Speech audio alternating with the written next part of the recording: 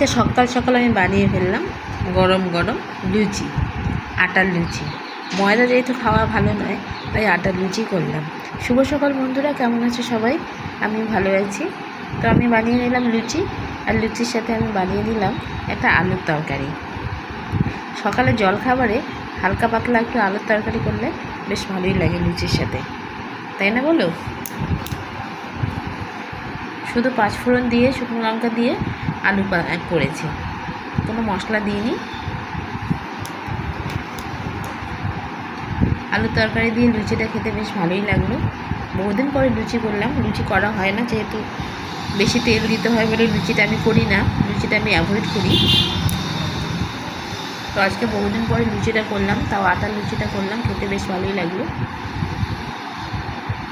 তোমাদের আজকে জলখাবার কী ছিল সকালে অবশ্যই জানিও। এই হচ্ছে আমার আজকে সকালের জলখাবার। সবাই খুব ভালো থেকো।